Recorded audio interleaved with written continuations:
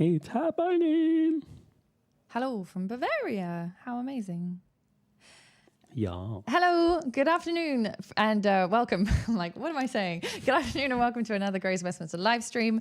Thank you, all of you, for joining us on this new Greenwich Mean Time. We are back to good old standard time now. We're off British summertime, which does mean that for some of you, we'll be an hour early or late, depending on whether or not you've done your thing, whether you've done your clock change thing. Don't forget to like. Dixon says that's a very, very good and important thing. Hello to all of you who've already joined us. If you could give us a thumbs up, that would be massively appreciated, because then... Yeah, because YouTube knows that live stream is good, so let's promote it to other people so they can join us while we're doing it. Yeah, exactly. For those of you that don't know, I'm Becky. Constant. Yeah, I didn't introduce us. No introduction necessary. You know us. I noticed that we didn't do that at the Nikon report this That's week true. either. We weren't like... It was just We're like... all mates now. Everybody knows us. Nick says time to abolish British summertime. You know what, Nick? I actually personally agree. But anyway, I mean, if it were up to me, I'd get rid of all kinds of things. Just get rid of this. It's too much of a faff. It is very, very chilly in the UK today. And it is also the 5th of November. So for those non-British people watching that don't know what the 5th of November's significance is, it's Guy Fawkes Day, or Bonfire Night, as we sometimes say. Remember. The 5th of November. Gunpowder, treason and plot. So what we learned at school is possibly slightly wrong, but essentially, and I've done more grown-up research into this as to why we celebrate it. It was actually King James II who decided we should celebrate the 5th of November when the Catholics tried to overthrow the then Protestant government, and Guy Fawkes, poor soul that he was the one that was sat on top of the gunpowder at the time when he was caught and tortured. And we celebrate the fact that him and his cohorts were executed. So sounds very logical. It's great. It's just, it's like, it's not really like the most unpolitically correct celebration that we could possibly have. But we use it as an excuse to have fireworks. That's right. Gunpowder equals fireworks. Now let's talk about Thanksgiving Day. Yeah, Thanksgiving is a whole other thing for our yes, exactly. We'll talk about Thanksgiving when Thanksgiving comes around. That's right. It's not our celebration, so it's okay. Thank you, Adrian, for your contribution to the Coffee Fund. Very much appreciated. And as Sam said, the last person to enter Parliament with honest intentions was the quote that was given, because Guy Fawkes went in there with the honest intention of blowing up and killing King. So it was an assassination attempt, basically. That's true. I never paid attention to this holiday, and then I saw V for Vendetta. Yes. And it's kind of, loosely based on that, but, Not really. Not really. But yeah, it's about anarchy. Now that's kind of the symbology behind it. Anyway, so we will be having fireworks in the UK. Oh, yeah. So you got Guy Fawkes Night, and then Diwali started yesterday. I think it's going to now last for a whole week. So again, lots of fireworks around my neighborhood. Yeah. And my puppy needs a common peel. She doesn't like it. She doesn't like it. Does not like it at all. So there are lots of opportunities with the days getting shorter, and obviously in different parts of the world different things happen. Like for example, in parts of Northern Europe and also Northern America, there's only a few hours of daylight in the deepest winter, if that. Some parts it doesn't get light at all. It's just 6 months of darkness. But the funny thing, like in Sweden, Norway, and parts of Russia as well, then in June or July they have white nights where it never gets dark. It's always kind of like a twilight time, 24/7. Yeah, and I do find that I personally don't like the long nights very much. I like the long summer days, but it's a great opportunity to do some different kind of photography. That's right. It's almost like you need to move to another country to get more sun. Yes, I think that's what it is. And hello to everyone who has joined from all kinds of... I know that some of you were saying like, oh, it's an hour earlier, it's an hour later. So that's why, is because of our hour going back. We're going to be talking about various different types of night photography, aren't we? That's right. Since it's getting dark in UK, and it's pretty much, we now have probably darkness for most of the day, isn't it? So, it's like, today is beautiful here, blue skies, but yesterday it was overcast all day. The sun kind of goes down around... About 4:30, 5 o'clock-ish? Possibly a bit earlier, 3:30. Exactly. So because of that, we need to learn how to use our camera in the dark. Yes. Matt says Classic FM have music for pets tonight and tomorrow to help with the bangs. So you should play some Classic FM. What Classic FM is it? Is it FM2 or FM3? That's the way I'm thinking. Of. Yeah. Thank you very much to Tulia Kada for your contribution to the Coffee Fund. Very much appreciated. I have some honourable mentions as well. Let's just see if I've got them here. I have to say thank you to Richard Williams, who contributed at the last week's live stream. And we forgot to mention him. We missed him. And then thank you to Dave Thompson and Charles Swart and Ian Willard for your contributions via PayPal. Very, very much appreciated. Thank you very much. If I missed anyone, I'm sorry. Do put the word coffee in there somewhere if you're going to contribute by PayPal, because that way when I search for it, I can find it nice and easy. Too many Z9 orders. Easy to miss. Yeah, very easy to miss. We're also not talking about the Z9 because we're going to be doing another Z9 stream next week. Yeah, let's space it out a little bit. We have literally a wall of information coming about the Z9. So we want to space it out a little bit because we don't want to repeat what everyone else is saying. So we want to do it slightly differently. Yeah, exactly. One beauty of this time of year, Sam was saying, I need to go chasing the sun because winter sucks. Yes. Well, not because, but it in England, especially. It's not very pleasant. However, if you do get these beautiful days like this where the sky is blue, at least in London it is right now and down south, the golden hour is quite early in the day. That's true. The reason I'm laughing is yesterday we filmed and we chose the wrong day to film. Completely. Yeah. It was just miserable, overcast, it was grey, no contrast in the sky. It was very, very flat. Thank you, Mark, for saying good afternoon from Texas. And don't forget to like the live stream. Yes, please do, all of those of you who've joined us. We have one other thing that we need to mention before I move on that you wrote down. Promos. Yes, Nikon started the winter promotions in UK. Yes. There's a lot of Z stuff discounted. So if you're looking at a new Z lens or a new Z camera, perhaps, not Z9, there's no discounts on that. But if you're looking at some of the Z6 or Z7 cameras, they're quite good discounts there, isn't it? Yeah, there's also some great F-mount glass on that promotion. So if you go to our website, if you go to the sales page, all the sales are listed there.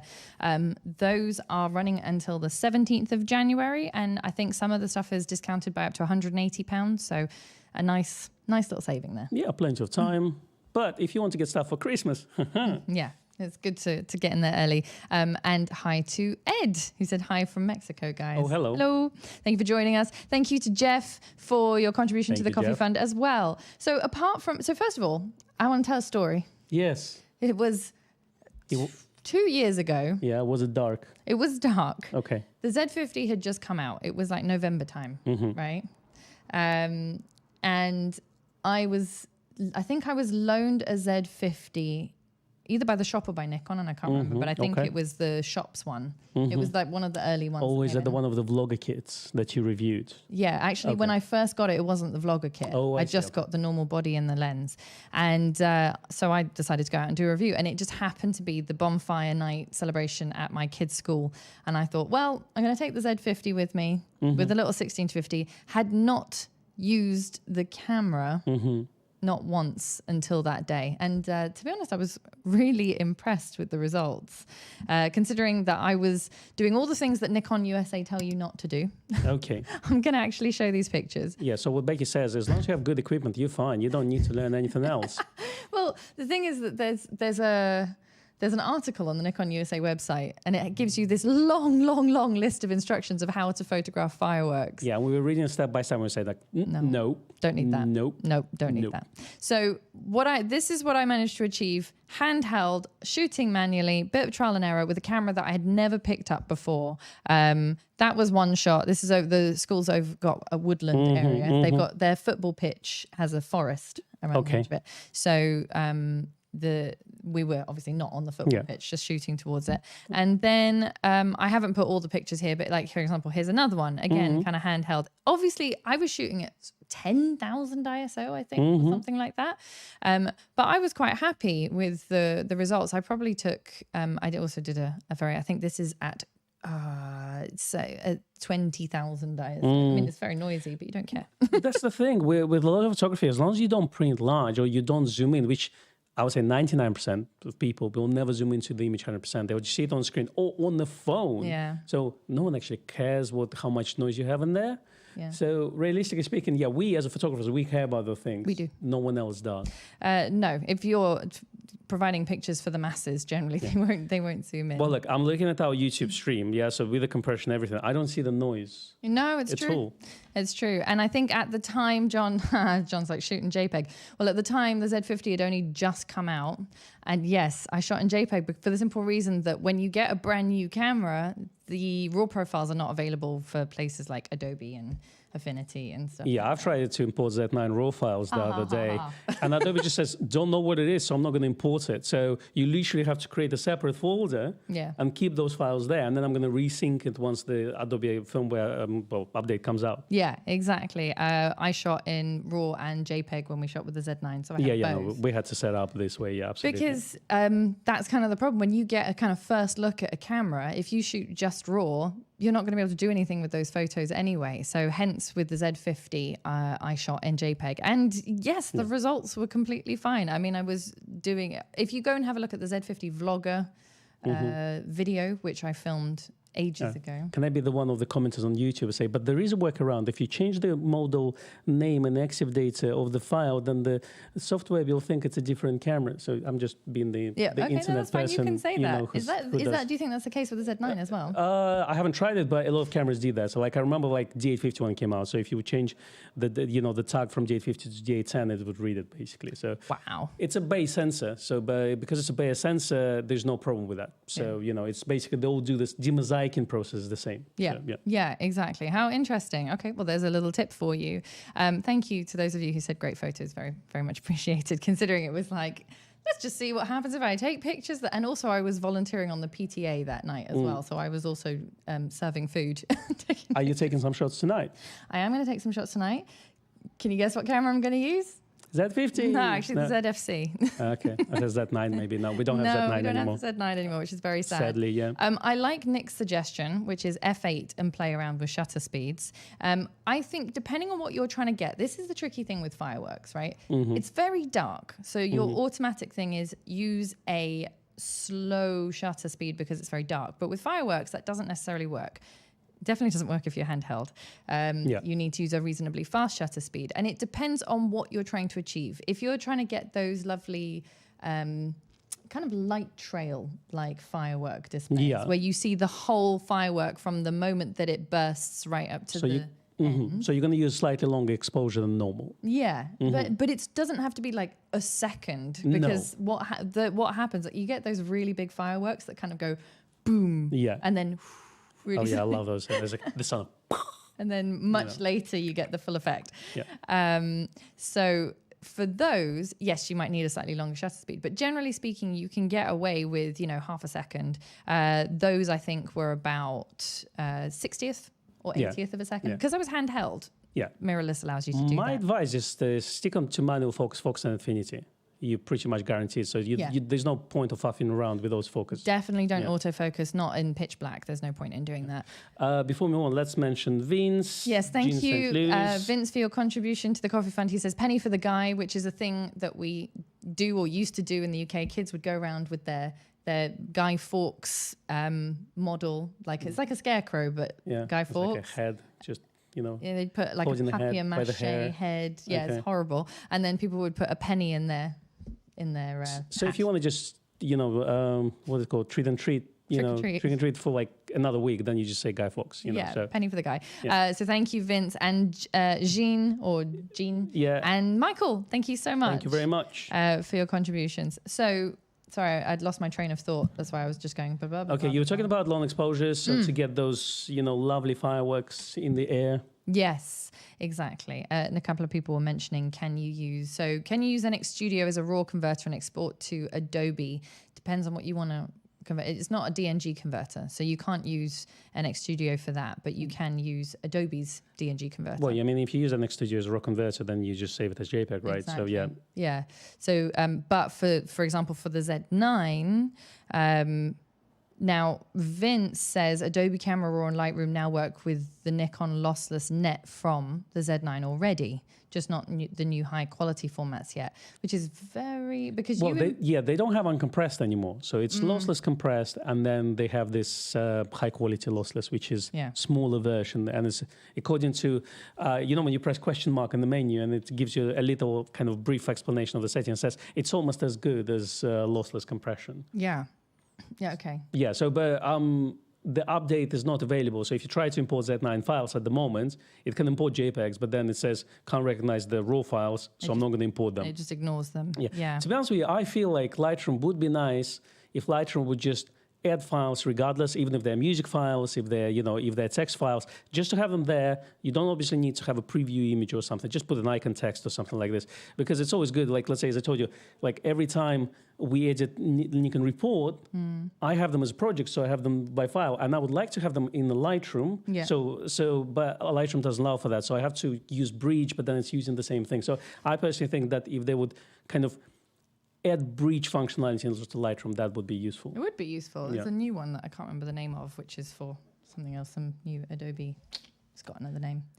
Yeah. Yes. What's it called? Yes. And they now have Photoshop Web as well. Yes. Which is, we're going to talk about Adobe Max event on the next week Nikon report as well. We are, exactly. So, just Nick was saying, always good to include context in firework shots. Yes. So, for some reason in that folder that I had, that drive folder, I don't have my shot of the entire, I had the pitch with all the people. It's quite nice if you've got people looking at fireworks in your shot, if you can get far enough back. If you're in the good old days in London, we had Ravenscourt Park's fireworks. Okay. Thousands of people would turn up for that. I mean, you'd be lucky if you could see a firework with all the people that were there. So probably slightly difficult to set up a tripod and or try to capture fireworks around New Year's Eve, around London Eye. Yeah, exactly. Like last time, it was about 3-4 years ago, we were at Vauxhall Bridge because you couldn't get closer to Westminster there. So it's, you have to know someone who has access to like a rooftop or something really to get the best out of it. Absolutely. Otherwise, you'd have to pre-book for a long time. And obviously, I think for the last 2 years,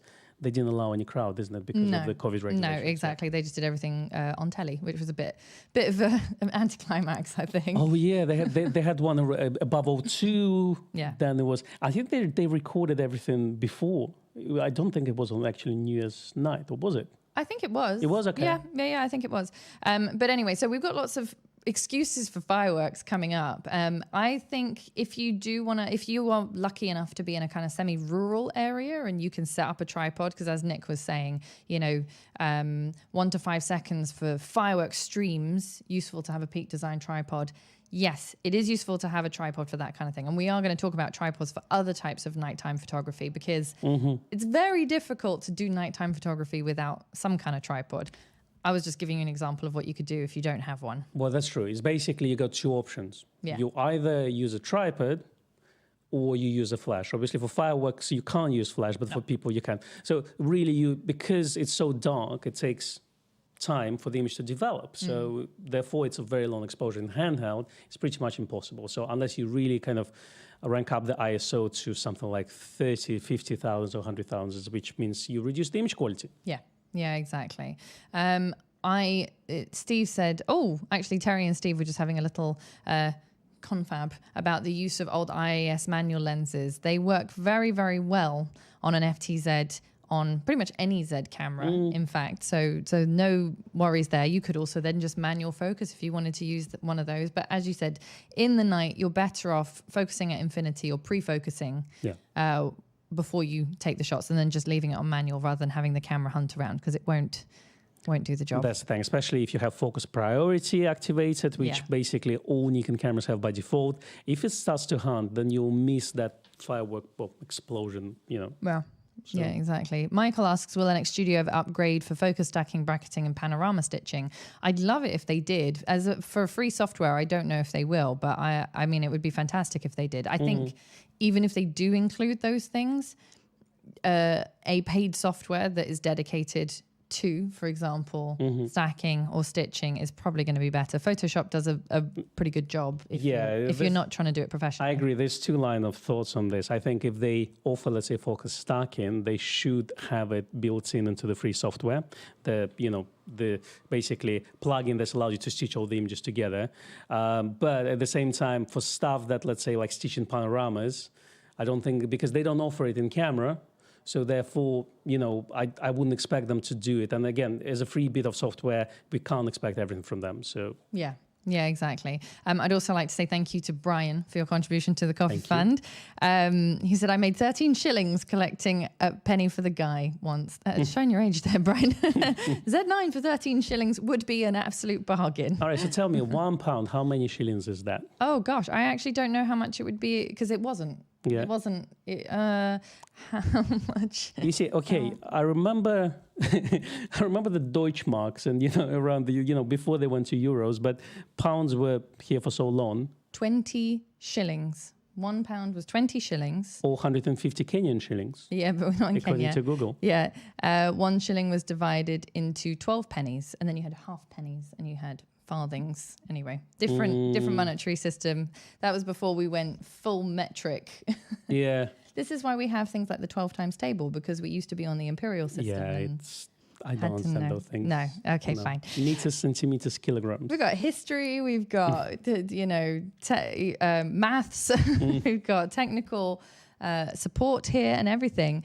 So 20 shillings is £1. Yeah, there you go. Okay. John says, I'm setting 3 cameras for my village fireworks. The wife is going to work hard. Yes, she is. She's going to be carrying them all around. So I think it would be quite nice. If I had the ability to, I would have 1 camera set up on a tripod for the longer exposures. And then I'd have 1 for the shorter ones. I would also love to do something like a time lapse. So that you've got them all going off really, really fast. I actually did. You remember I think it was when the iPhone first got the ability to have time lapse in it? Yes. And I had like the iPhone 7 at the time. Or slow motion. Everyone was record slow motion. Because, it gets old really quickly. Yeah. But I did time lapse of 4th of July fireworks when I was over in the States. And it's like, it's really funny to watch. But it gets old really, really quickly. I think that moving on from fireworks, if we talk about sort of more generic nighttime photography, Sam was mentioning, are we going to talk about other tripods? Well, we are, in fact. What we have. So what we're using a a Manfrotto video tripod just to support the camera. So I can't show you that one, but it's a heavy duty one. Yeah, so it's I think it's 055X or something, the carbon tripod, carbon fiber one. Yeah. We don't use video head on this one. It's just a ball head. It's just a Giotto's ball head, and it does the job for staying exactly where it is. It doesn't move all week long. What we have here is 3-legged things, smallest and I'd say least expensive tripod, which is the Patty. Please open it nicely. Like, don't rip it open. So Patty is their kind of entry-level tripod, but it's a very, very, I would say she's a very, very capable girl. And if you want something that is reasonable, it's aluminium. Okay. But if you want something reasonably small and light, then... do they do the same version but in carbon fiber as well? I don't think they do a Patty in carbon fiber, but they do a next step up. So then she's part of what they call the Punks range, which is like the entry level one. There you go. Magnesium alloy she is, not aluminium. This is more than enough to handle most Z cameras. Lens is just going to mind your cup there. So it's not perfect. Okay, yes, I was just thinking the cup more than anything. And something like that will do the job perfectly. You can also, with most tripods, whether it's the Peak Design ones, the 3-legged thing ones, any of those that we don't stock, you can get different footwear. So what that means is you can put different feet on the bottom. So if you are on soft ground, you can use spikes, for example, if you need like rigid stability. Tell me about the clamps. So do you like the rolling ones, the locks, or do you like the clamp style yourself? I have a Billy, and so I have the rotating locks. I think downstairs we have a Leo somewhere. Does your husband know about Billy? He doesn't. He does know. He looks at it, gives it the side eye every so often. But I prefer the clamps actually. And looking at your Peak tripod, I've been coveting the easy open and unclip style. That's of that true. one. I was given pick to review, and then I ended up with it. So I bought actually it. bought it. Yeah. So that's all you need to know Yeah. about my opinion about that. Right? Yeah, So, exactly. Michael bought an Albert. Albert is one of the pro range of tripods, and he's a big beast and actually works for very heavy duty lenses on cameras. So you've got quite a heavy, what's the word? Payload? Is that the word they use? yeah, you can say that. Yeah, absolutely. From my kind of personal experience, I would say, if you got, let's say, equipment about, let's say, kilo and a half, you want to get tripod about 5 to 7 kilos load just to get that stability. So if you get the tripod that supports 3 kilos, you still may get some vibrations. So that's what I kind of find out. Right. Yeah. So that's, yes, obviously there's a vibration. See, I always think about the weight factor when it comes to tripods. Yeah. I'm like, if it's too heavy, I don't want to carry it around. So, that's all that matters to me. But yes, you're right. It's important. On vibrations. I can tell you that, all the Z6 stuff I use Peak Design for. I can use D50 on it as well. But something like my Mia RZ, I would put on the Manfrotto one, which takes, I think, up to 10 kilos or something like this. Right. It's not an easy, let's say, it's much bigger tripod and it's heavy as well. So, but again, it depends on what you use it for. So I would say, get a nice light travel tripod. Let's say for just let's say for 90% of all jobs. Yeah. And if you ever need something, let's say to use heavy equipment, then get another tripod if you need to. Exactly. One tripod that I would highly advocate is actually the desktop tripod from Three Legged Thing. It's called the Docs 2. It's like Doc Z2, but it's pronounced Docs 2. And that one is good for both like copying, reproduction, but also if you are doing anything where you have a tabletop or a fairly stable surface, that thing does not move. I don't know where mine is. I think someone borrowed it to do some copying and it hasn't come back to me yet. But in terms of the amount of weight you can put on it, I've put the whole bellows unit on it at one point, the whole PB6, and it worked great. So so I'd highly recommend that. And it's not expensive either. I think it's about £40, something like that. I've had a lot of rubbish tripods in my time that were not Three Legged Thing. Three Legged Thing kind of converted me to the subject of tripods because before that I had generally more generic brands, anything I could pick up secondhand. They were heavy. I had a Rolly tripod at one point, which was from like, I don't know, someone's great grandfather, and it was an absolute ton.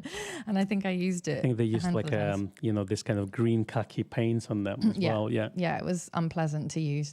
I've not used. Matt says, any thoughts on the K&F concept tripods? I get their marketing material quite a lot, so I see them, but I actually have never used one. No, me neither. Me neither. No, and then a few others, like for example, John Hughes uses Benro and Manfrotto with geared heads. Those are well known. Yep, absolutely. It's funny, John says, it does get me when I see people pay thousands of pounds for a camera and then put it on a £50 tripod. That's a very good point, actually. But I do think that getting a tripod that will last you for a very long time, if you travel a lot that's lightweight, for example, for street photography, big heavy tripod is probably not the best. Do you know that chap that was when we were walking through Victoria yesterday? He had a Canon, so we didn't want to talk to him. But he was carrying a tripod over his shoulder, street photography. I didn't see what it was. It looked like a Manfrotto. It's probably Manfrotto, yeah. Something that's portable if you're going to do nighttime street photography is great because you don't want to be carting around. If you're trying to look for the right shot, you don't really want to be carrying a really heavy tripod around. That's true. With you. So what else goes well with the tripod? I think the remote release is quite good. Yeah. So if you have a remote release, you can do that. You can also use a built-in shutter delay on your camera or a timer. Yeah, so my cheat has always been exposure delay mode because I'm not a big fan of shutter releases just for the simple reason that I find extra cables a bit annoying. That's just me. But then, shutter delay, I think it's only about 2 seconds. So sometimes, you can do longer than that. Let me show you. So here we have a Z6. Yeah. All right. You see, nowadays I use snub bridge. Yes. That's why I never need to touch the camera, but... So you've got exposure delay mode and you can choose, this is on a Z6, you can choose 0.2 seconds, 0.5 seconds, 1, 2, Okay, 3. 3 seconds I would choose. I normally use timer sometimes and I use it on 5 seconds just to make sure that any vibration, especially for reproduction macro work, you want to give it as much time as possible. Yeah, I would say 3. And generally speaking, if you've got either a mirrorless camera or a DSLR that has that live view silent photography mode, D850, D500, D5, D780, 7000 series, the more recent ones, definitely use the silent photography feature, because all that does is it stops the shutter, mechanical shutter, from going up and down, which creates a vibration in the camera. So if you then push the button, you've got exposure delay mode, and then the shutter goes up and down, then that's going to create a tiny vibration. Yeah. Similarly, if you've got a DSLR and you're not using live view, an older DSLR, let's say, and you're using the viewfinder, you've got mirror up mode. And what mirror up mode does is the first press of the button pops the mirror up so that you don't get vibration. The second press of the button then opens the shutter and closes it. So it minimizes the amount of movement within the camera, which is very important when you're doing nighttime photography. I guess not a problem on mirrorless cameras. Not a problem on mirrorless cameras, exactly. But on DSLRs, it's very, very useful. Well, on D850, you also have silent mode, which is nice. Yeah. So, Samantha mentions, shutter delay 10 seconds. Yeah, that's the thing. Yeah, some of the cameras do have longer than others as well. But the Zs, I used the Z6 for astrophotography, 3-second exposure delay on the tripod. Mm-hmm. You know, you press the button, you take a step back, and then you're good. I think the lighter tripod you have, the longer delay you want to use. That's the kind of general idea. Okay, that's a good tip. Paul P says, Becky, use remote via SnapBridge. Yes, that's a good point. I can also do that. Again, it's free. So shutter delay, timer mode, SnapBridge, those are free functionality that's built in your camera, so you don't need to spend money on a remote release. Yeah, exactly. I like Nick Can said, bring my 3-legged thing with the orange bronze color with my Billingham Imperial blue bags. I love the color coordination there. That's the kind of, and also it's blue, and that would I'm sure a lot of thought went into that. Absolutely. Jan said, where I live, everyone uses Canon. They're nice people. I'm sure they are. I am sure they are, Jan. It's like when you talk about the drivers, and it's like, these BMW drivers, and there's like this assumption that they're people. No, of course, we're all photographers. We all enjoy our hobby, isn't it? Yeah. So. I drive a Mini. That's BMW. Yeah, made. Is that what it is? It is. Okay. BMW made. Does that mean I'm a BMW driver? No. Anyway, I also have to say, because I missed it in amongst everything, thank you, Mark, for your contribution to the Coffee Fund, and Barra, thank you so very, very much. Thank you. A hot toddy or something is needed today because it is very cold. I stepped outside; it was 1 degree. It was very chilly. So thank you very, very much for that. Now, Sam's also a 3-legged thing. Just going back to the tripods here, because we missed a few comments while we were talking about remote releases. Tom's got a Billy. It sounds Billy. So funny. If someone just walked into the stream now, turn it on, like, what are they talking about? I do love the way that they name their tripods. It makes it impossible for me to remember all of them. No, I'm telling you, they should have a limited edition Kon and Becky. Yeah, they should. As long as mine's blue, I'm happy. Barra said, I found that when doing certain nighttime photography in windy locations, it's good to have a sturdy tripod. Yeah, definitely. Again, you're somewhere on top of the hill, photographing the vista. Yeah. You definitely want to get a heavy-duty tripod. Yeah, that's a really good point. I think that I have found once or twice, if it's been really windy outside, I've felt maybe the Billy could do with a bit more. You can weight your tripods, by the way. That's what that little hook is for. So you can add weight to it if you feel like it might not do the trick. But the worst thing ever is to have a tripod go that way, because it was the stuff on it was too heavy. Carry a couple of sandbags in your pocket, so and that's it. You just put them on the exactly hook, easy. John says, I have a Manfrotto 806, and I think it's about 56 kilos. Yeah. The wife will not take that one out. That's true. I would draw the line too, John. You need a proper wheelie for that, isn't it? You do. You need like a whole trolley just for it. Now, there we go. So Jerry said, as Gabe Biderman says, you buy a tripod, you invest in a Gitzo. Sorry. Okay, fair enough. Well, Gitzo is well known. I mean, Gitzo. It is. I remember when I started, it was the name to go, because there weren't so many brands around nowadays. But yeah, Gitzo was the one to buy if you just, money is no object really. Yeah, exactly. Hello to Evelyn from Brazil. Evelyn wants a mention. Hello. In Brazil. So hi, thank you so much for joining us today. Tadia said use a camera bag. You could use a camera bag to weight your tripod. No, definitely. The anchors for it. If it's high enough. Yeah, or what's the name of the clips? What? The clips that mountain climbers use that you can hook. Oh, I see. Yeah, those buckles. It's got a name that I've now forgotten. Great. John says Audi drivers are the worst. Okay, so I'm forgiven. I opened the can of worms in here. Yeah.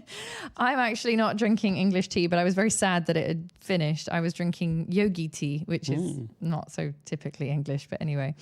I drink Colombian. Colombian coffee. Adrian said, good to have a small torch too when you're out and about. Yeah, so. well, the good thing is lots of phones now have a built-in light in there, so you can use that. So it's true. Not super powerful though. If you are trying to, what I think is quite useful is if you are planning, always be safe, obviously. But if you're planning to go out and do, say, astrophotography, and it's in Europe, somewhere that's not in the city, so that it's not well lit, having something like a head torch, as maybe possibly dorky as it would make one look, with it's like full-on mining gear. That's right. It's much easier than trying to carry your phone to light your way. And I think something like that is Get torch. Useful. Carabiners. Exactly. Carabiners, that's what they're called. Thank you. Okay. So yeah, I would say torch, island keys, set of island keys, and a thermos, a nice flask. That's all you need. Exactly. Excellent. So Colin says camera bags and bean bags are better than tripods. I think it depends on what you're doing, but let's talk a bit about beanbags. So if, for example, on the front cover of today's live stream, we had a picture of Big Ben with a light trail, right?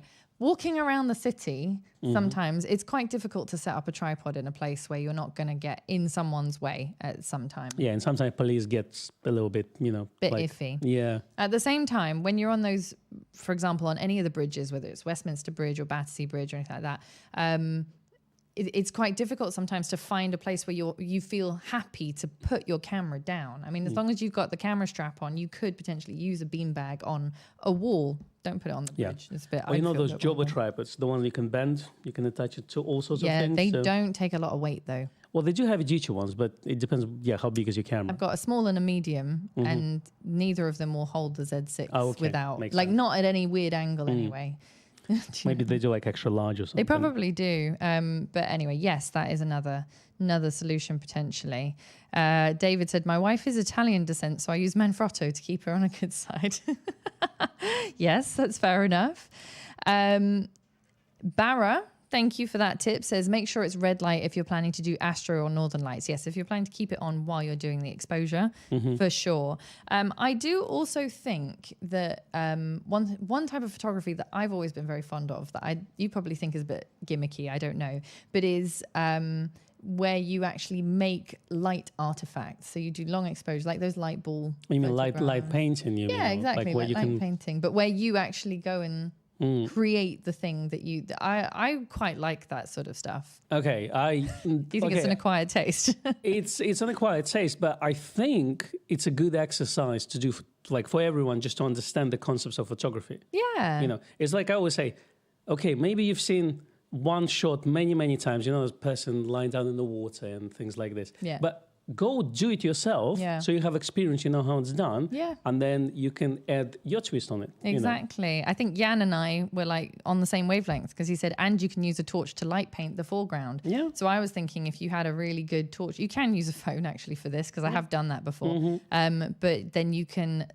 actually pick and choose. The beauty of a long exposure when it's really, really dark is that you can kind of pick and choose the things that you want to light. Yeah, that's true. I saw a fantastic, I'm trying to think who shot it now. Was it Brian? Brian, was it you that shot this picture? You can actually have, for example, if you're doing landscape, you can have different rocks that have been lit. You do a long enough exposure of dark, then you can light them. And then it kind of leads the eye along the picture. And I thought, that's a great idea. You need many phones or torches. Yeah, exactly. Well, you can, but the thing is, if it's dark enough, that's true. You can actually go and light them as you choose. Again, like when people, wear dark clothes. This thing, I think the way I learned about the exposure is when I got into the darkroom and I started to print on paper. And obviously, photographic paper is less sensitive to light, so it takes longer for the image to develop. Or Polaroid, developing Polaroid. Yes.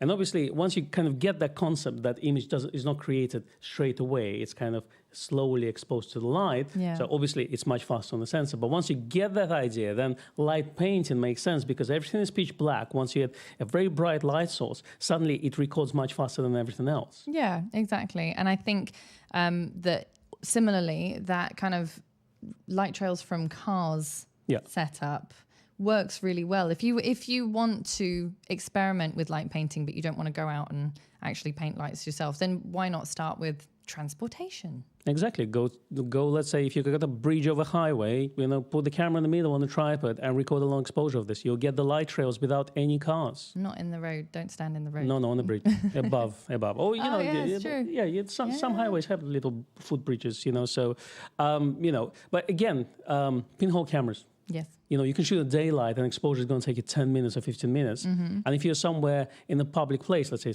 I don't know, Trafalgar Square, where it's full of people, you may get a shot of empty square because everyone is moving. So they're not actually recorded on the shot, but whatever is still, so obviously, monuments and all the concrete and everything, that will be in the picture. So it's basically a slow way of creating the same image as you would do at night. Yeah, exactly. I remember when we went to Kew Gardens and they had that Japan festival, and I thought, if I do a long exposure, I'll get rid of the people. But everyone was just completely still. Can you move a little bit? I was like, can you just move faster? Yeah. But no, they were really stopping, and so I've got lots of people that were only moving. But it was mesmerizing. It was fantastic. I don't know if it's still beginning of November it finished, wasn't it? Yeah, I think we were literally like a couple of days before the ended. Can't recommend that to people. Otherwise, I'd say go if you haven't been to Kew Gardens. Well, Kew Gardens is really nice, especially if you live nearby.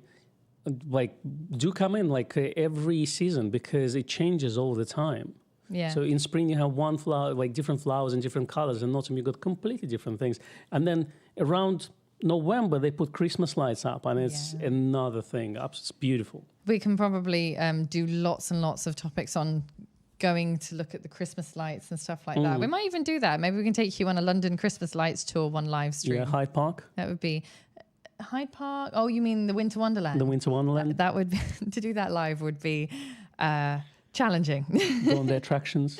To say the least, go on a roller coaster and then try and film. Yes, that would make everyone feel quite ill, I think. To any of you who haven't given us this thumbs up, please do. It would be very, very, very much appreciated. Hello to Tirapat from Thailand. Thank you for joining us. Very exotic places we've got today. Yeah, so we've got 212 people watching us and only 124 likes. Oh, that's sad. Paul said, don't blind drivers with camera flash. Yes, well, kind of the whole point would be that you don't use any flash because you want a long exposure, no flash. You just want the light trails from the cars coming along. That's the idea. Flash will normally destroy the ambience of your image. So really, you kind of would want to use flash maybe for people at night or something like this. But for something like this, which we call maybe city landscapes, you definitely want to use long exposure on something like a tripod or beanbag. Yeah, exactly. Now, I've got some lovely tips from people here. So Kevin said, should I use my Z6 electronic shutter when doing copy work? Will this help with vibration? Yes. Do absolutely use the silent shutter on that one, Kevin. It makes no difference to the image quality. It's just the shutter isn't going to make a difference in the picture. And the next level, you tether it to your computer and you press the button on your computer and it takes the shot. And then there's absolutely zero vibration whatsoever, which is amazing. Okay, Mike. So Mike says, I've always had an issue trying to photograph the moon. Any tips? I do have some tips for that. I'm going to post a picture. I was going to post a picture this morning that I shot of the moon a few weeks back when it was very big. The blood orange. I actually missed that because it's where I live. If it's a blood moon, it's always behind the trees. And to get to it, I'd have to walk through 3 fields in the dark, which I don't want to do. Or cut the trees. I can't do that's not my trees. Okay. However, I use a 500 PF. I've used the 500 PF with both the Z6 and the Z50. The longer the lens, the better, I really feel, for moon photography. It doesn't really work if you use a lens that's 70 millimeters or 85. No fisheye. It's your favorite. Terrible. So use a 500 PF. You want to slightly underexpose. If you use center weight metering, then the camera will obviously meter off the moon and it will bring the exposure down. So if you are not one to shoot fully manually, then you can do that, and that actually helps the camera along a bit. I would say you don't have to go crazy with the aperture. You can shoot about f8 to f11, f16 if you want to, and then it's just a matter of having a very stable surface. The main problem is not so much because your shutter speed is probably going to be about 100th of a second or 80th of a second or something like that. But the problem is actually composing when you've got a long lens like that. So having a stable surface or a tripod is helpful from that point of view. Another thing is try to photograph a light bulb. Yeah. And see how your camera is going to behave. Yeah. You'll never get a good, well-exposed shot just automatically. You definitely will need to underexpose. So it's a very similar approach to the moon. Yeah. It's actually a good exercise. If you have, for example, an overcast night tonight and you can't, go take pictures of the moon, then you can try that, and that will kind of give you a similar idea of what you're going for. Now that Oliver said a decent Peak Design bag from Grays is a must too to carry your kit. Yeah, absolutely. Or Billingham if that's your thing, because we also do those. We even do Think Tank and what Peak Design bag do you have? I don't have a bit. You got Billingham, yeah? I've got a Billingham bag, yeah. I've got the backpack, Peak Design backpack. Yes, very nice. Yeah, my little 35 Billingham. I just take the insert out when I want to use it as a day bag, and I put it in when I want to use it as a camera bag. I'm honestly surprised how much stuff you can fit in there. I know. It's like my massive book and then my camera equipment. It all goes in there. Have you tried Kindle?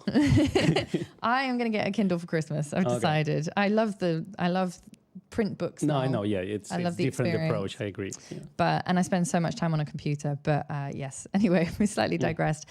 John said I was at Bland Abbey trying out my Taze 16 stop filters, and all the people just vanished. So that's another thing you can do actually. If you want to do a long exposure and you've got too much light, is you can use neutral density filters. Yeah. Those are a fantastic way of doing that. I don't know. Would you use an ND filter at nighttime? I mean, would you need to? It depends how much light you have. I guess if you're in the city, you can potentially try that. And I suppose if you want to do a very long exposure, like a few minutes or something, then you would need a filter to do that. Speaking of long exposures, for analog film photographers, remember there's a film thing which is called film reciprocity. Am I spelling correctly? Yeah, I'm pronouncing it. So for those, if you shoot portrait or something else, go to manufacturer's website and they'll tell you how much time you need to add to your exposure to make sure you get the right shot. So That's a very good point. Absolutely. Because I was thinking this is quite a tricky one with film photography because you can't see your result exactly. You can't test. Yeah. And for those of you who shoot both digital and film, it's almost, I know a few people who do this. They get the settings right on the digital camera. And then they try to shoot that. Yeah, that's not going to work for long exposure night photography. No, because of Paul says shoot the moon with a cool P900 or has done, which is great because that's a very long one. I have to say a massive thank you to Chris Stublu for your contribution to the Coffee Fund. Hi, Chris. Says, I love to light paint. Best stars in the world here in Utah. Oh, yes. And we're an hour later. So he said, I'm loving you guys an hour later than usual. I got to listen to you guys on my way to work. Best Friday ever. Well, thank you. Yeah, I've been to Utah in 2020, just before the COVID. And that's right. Fantastic place. I mean, beautiful place to do style. Oh, it's just, they have national parks. And you drive everywhere, and it's just so great. You can spend the whole day in National Park going from one, let's say, viewing point to another one. Wow. And everywhere is just stunning. Yeah. Amazing. Figures.com says, I keep an Olympus OMD for the live bulb facility on it. You can actually see the image building on the back screen. That's cool. I'm really surprised other camera companies haven't added this excellent feature. Yeah, that is a very cool feature because it's quite nice to see how, and then when you're ready, you can take your finger off, or obviously... With bulb, it lasts for as long as you hold the button down. Yeah, it's almost like watching Polaroid developing, isn't it? Yeah, exactly. Similar concept. Dixon said the moon moves. It does. So hence having a tripod is useful for composition more than anything else. Way back in peak lockdown when I was doing these live streams from home with my little community, like 10 people, which is great. I did one on in-camera time-lapse and I tracked the moon across out of my office window. You can now buy devices that do that. They will automatically adjust the camera angle according to the movement, etc. So I mean, I just framed with the 2470 and just let it do its thing. But I think that's really cool that you can have those star, what are they? Is it called a star tracker? Something like this. Yeah, I forgot the name, but it does exist. Yeah, exactly. Tom says with the moon, you need to remember that it is reflecting light from the sun, so is really, really bright. Yeah, it's very true. You don't want to be staring at it for too long. And that's the thing. You generally don't want to use a very long exposure for stars and moons. So, because of the Earth rotation, of course, unless you want to get this really effect of the movement. Yeah, I did with Steve, who's here this afternoon. We did he helped me to put together an astrophotography live stream. Again, that was home office last year. And that was really, really interesting, actually, just in terms of lengths of exposure that you needed. And there were some tips and tricks in there. So if you have not seen that, or if you're interested in sort of a very, I'd say, beginner's guide to astrophotography, then that's worth checking out if you get a spare moment. Pete apparently we just took his money. Louis just took his money. Well done, Louis. Thank you, Pete, for buying whatever it was that you just bought. Thank you very much. Okay. So Figgy says, by the way, I have at last added a Z5 24-200, 14-30, and a 50 f/0.95 artisan lens. So you've got a good set there. So what number is that? Ninth? I'm just trying to look at the hour. I don't know. Ninth camera it's system. Ninth camera system. Well, you can't have too many. No. Never. Never. So with stars, for example, you've got the choice of either having them very, very sharp and then you use a shorter exposure. I think it's generally considered correct to use double. The shutter speed is double the focal length of your lens, approximately. I mean, I was doing astrophotography with the 20mm, and then I was doing exposures of about 20 to 30 seconds. Maybe it's equivalent. You can go shorter even, because otherwise you will get a bit of star trailing. Yeah. So yeah, you can go shorter. They move surprisingly fast. Yeah. It might have been actually, you're right, it might have been 10 or 15 seconds that I was shooting. Unless when you go the starfall, the season around August, I think, where, then if you want to record those falling stars, then you may want to go even with a long exposure just for that. Yeah, and star trail, as Lee says, star trail photos are really cool. So if that's what you want to go for, then you can use longer exposures. Definitely a tripod, definitely either remote release or exposure delay mode. It's actually similar to photographing lightning as well, where you need to use long exposure to capture the lightning. True. So. Michael, I don't know if Michael Sharp is here with us today, but he has done loads of lightning pictures. In fact, in the shared drive folder, which there are links to in the older streams, I don't actually have it in today's description, but I'll try and remember to put it in later. Yeah, remember he's got a whole folder of them. Amazing lightning shots. Shot with lightning somewhere in the Caribbean. Yeah, that was okay. Yeah, fantastic. Exactly. Very, very well worth a look in our shared sort of community drive folder. And David said that Hudson Henry's YouTube has videos on star trackers. Yeah, so here we go.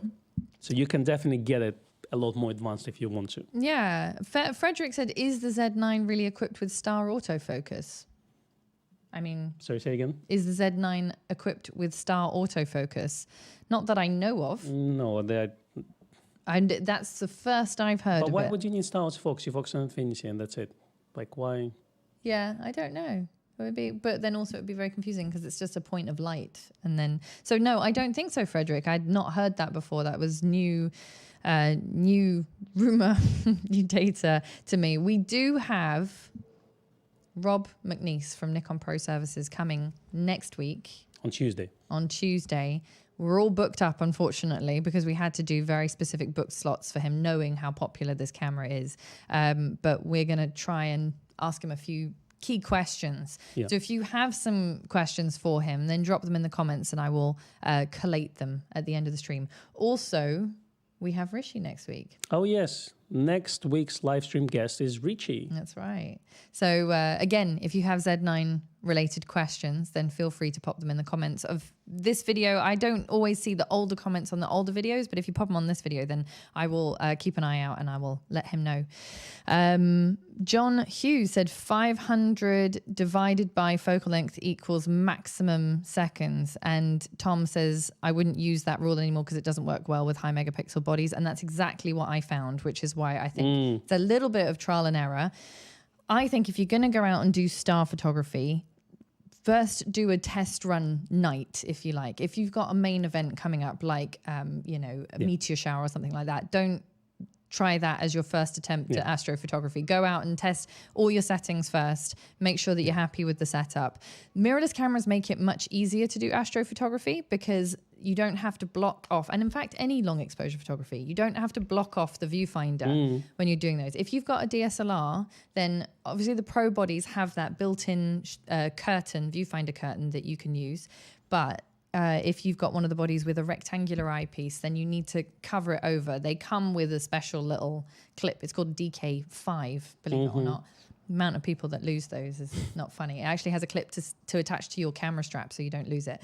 But if you've got a mirrorless camera, you don't need to worry about blocking off the viewfinder. It's only applicable if you've got DSLRs. It stops extraneous light from getting in there when you're doing long exposures. It's an interesting one because a lot of photography rules, they're kind of they're guides more than actually strict rules. So you kind of need to experiment with it. But of course, you can't really, let's say, for people living in the city, because there's a lot of light pollution, it's very difficult to test your, let's say, night photography setup. Yeah. So it's difficult to try sometimes things before you travel. Let's say a lot of people go to Norway to photograph some, let's say, aurora and all that. Aurora Borealis, but the good news is you on digital cameras, it's a lot easier to test because you see the results pretty much straight away. So compared to, let's say, film photography. Yeah, absolutely. And Brian says rule of 300 for over 12 megapixels. Okay, there you go. That's helpful. There's quite a few tips and tricks from you who have lots of experience with this, so that's great. Mark said the current popular film for night photography is Cine Still 800T. We were just talking about that before the live Yes, stream. for gas stations. It specifically is not for gas stations. It gives halation around bright light sources and is tungsten balanced. My opinion is that film photography is going to die as soon as they're going to go from petrol to electric. What, Because there will be no gas stations to I photograph. think there'll be electric stations to photograph. They would need to light them Yeah, very nicely, I think. Yeah. I think that they will, and then it will be fine. Yeah. It's difficult to find a proper American style gas station in UK. It's impossible. Yeah. I don't know if we got any. I don't think No, so. you have to go to the United States to do that. Yeah. Exactly. But we've got cool things like beachside arcades and stuff that you don't have in a lot of That's places. true. That's true. Seaside towns and film photography are like a match made in heaven over here. But you know, I've actually never tried Cine Still 800T in my life, and we went to Analog Wonderland about 3-4 weeks ago, and I was given one, so I'm going to test it. Never Yes. tried it. I'm really looking forward to what you think of that, because to me, actually, I bought myself a roll of 800T. I put it through the F6 when I first got it. It was the first roll of film I put through my F6. And someone said to me that was the best set of shots I'd ever taken. And I was like, Whoa. what? I was a bit worried, actually. Yeah, I'm a simple man. I just Portra 400 for me, and that's it, you know. So I've got like 20 packs of them, and, you know. Yeah, exactly. There's also, as Paul said, practice on the International Space Station, predictable timings and easy to find. This is a fantastic tip. There are so many websites available out there to kind of tell you what's interesting to photograph, when you're going to see it, etc. Even apps on your phone. Yeah, I think when I did astrophotography, it was the Elon Musk satellite or something. I don't remember which one it was, but there was one of his satellites that was going around that people kept pointing out. That's true. And there's a website that shows you light pollution in UK as well, and which are the best spots in the United Kingdom for star photography. I think it's called Night Sky or something like that. Barra said Z6 is great for astro. Yes, I have to agree. And Andrew said, be aware, astrophotography eats up your nights and your days stacking the photos. So if you're going to stack them to get the maximum number of stars in your pictures, then yes. And Baxter is an advocate of Cine Still as well, which is great. Well, I have one rule. Yeah. You know, I'll share my opinion. Looking forward to seeing how that goes. I don't know. I'm generally like Kodak and Fuji person, you know, so I'm kind of...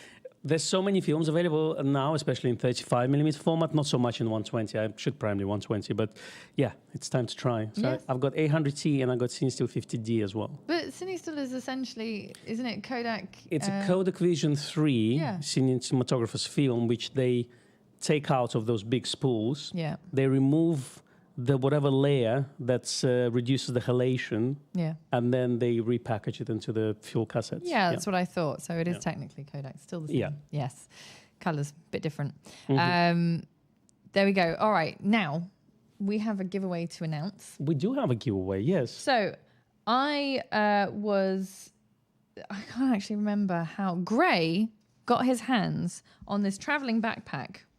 It's by Vanguard. And we're going to do a giveaway. It is actually a camera bag, if I can open it. It's got your little access slots in there. We're going to do a giveaway on this because we don't stock Vanguard products. But if you would like to win a traveling backpack, it probably would fit a Z6 and a couple of lenses in there, or a Z50 quite happily. Yeah, I think D750 might fit as well. Yeah. Yeah. Yeah, exactly. It's got space, and it's got a rolling top, so you can expand it, like your one that you use. It's got that rollable top. I like those, yeah. It's like a Mary Poppins bag. It just gets bigger and bigger. Exactly. I just tend to fill them up. And you fit loads of stuff in it. So if you'd like to win this on next week's stream, in the comments, not on the live chat, but in the comments below, what vegetable or fruit are we using today?